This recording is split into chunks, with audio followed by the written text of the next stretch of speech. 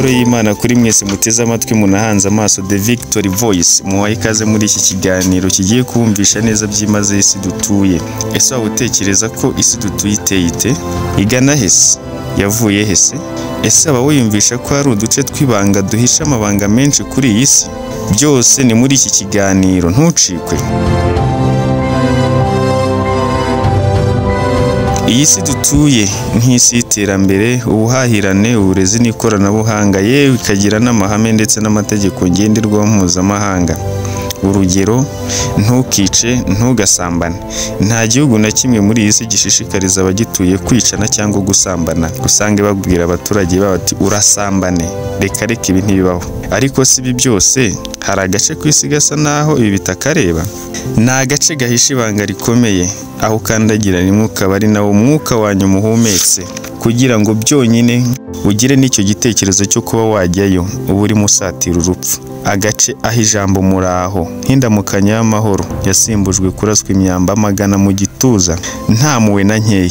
Ni agace karinzwe n'ingabo zitagaragara, benshi banakeka ko karinzwe n'amadayimoni cyangwa se amashitani. Ni agace gateye ubwoba kurusha ahandi hose ku isi, dore ko nta muntu n'umwe wagiyeyo ngo agaruke aba yamaze gukatirwa urwo gupfa. Ntiwavayo rwose. Ariko se ubundi aha twakomeje kugira ubwirinuhe? Reka dufate ubwato bunini tukwinjize ku kirwa cy'amayobera, ikirwa cy'amaraso, ikirwa cy'uru. Aha ni mu gihugu cy'Ubuhinde, muri metero nkeya cyane uvuye ku mazi ya Bay of Bengal. Ni ikirwa giherereye ku nyanja y'Ubuhinde, cyitwa North Sentinel. Iki kirwa cyitanditse nticyanditse ku ruhande rw'ingenzi rw'isi. Ikirwa gituye n'abantu birabura cyane batigeze babasha kwihuza n'abantu bandi bo mu isi yo hanze. Nta wundi muntu wemerewe kuhagera kuko ahita yicwa n'abaturage gakondo batuye kuri iki kirwa. Nta ndege yagerageza kuvogera ikirere nk'iki kirwa kuko nayo isanganizwa imiheto, imyambi n'amacumu mu kirere. Byatumye hashyirwa ku mwanya wa mbere nk'ahantu hateye ubwoba kandi hatemerewe gusurwa ku isi. Aha ni hamwe mu hantu hake ku isi hatigeze hakandagirwa na tekinoloji, idini, itegeko cyangwa se umutimanama by'ab'iki gihe. Imyaka igera ku 60,000 abaturage babo baracyeba nk'uko basugukuruza babo babagaho.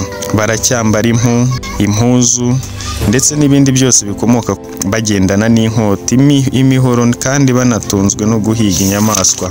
Ariko kandi nta muntu n'umwe uzibanga bahishe kuri iki kirwa cya North Sentinel.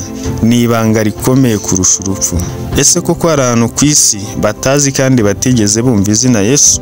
Ntibamenye televiziyo cyangwa telefone? Ese koko hari ahantu ku isi hatigerwa bavuga ijambo muraho nk'indamukanyo y'abasuhuzanya, ndetse ntibanatange na muraho ku muntu mushya uje abagana?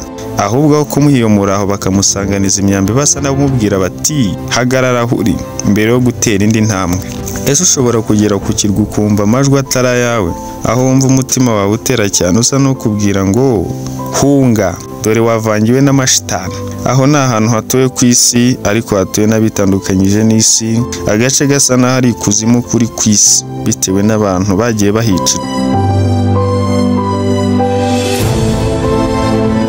Bamwe mu bagiye bahicirwa ndetse banapfuye urupfu rubi harimo abashakashatsi b'Abahinde 2 bapfuye ejo bundi rwose cyane 2006, bishwe barashwe imyambi bagwaho.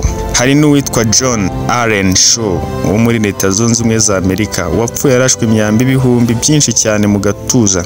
Inkuru z'urupfu rw'abo bose zatumye habaho impaka ku burenganzira bw'abantu, ku bwigunge, nuko abantu b'abaturage bahangaha bashakirwa uburyo bahabwa idini, ndetse hagakorwa n'ubushakashatsi bwafasha abantu badasanzwe kubana n'abandi babacengezamo impinduramatwara za kidini.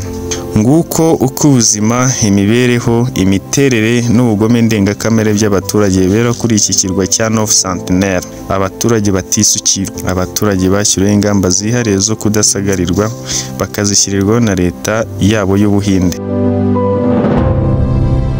Tubashimiye by'umwihariko uko mwaduteze amatwi nuko mudacogora kudukurikira. Murakoze, murakarama.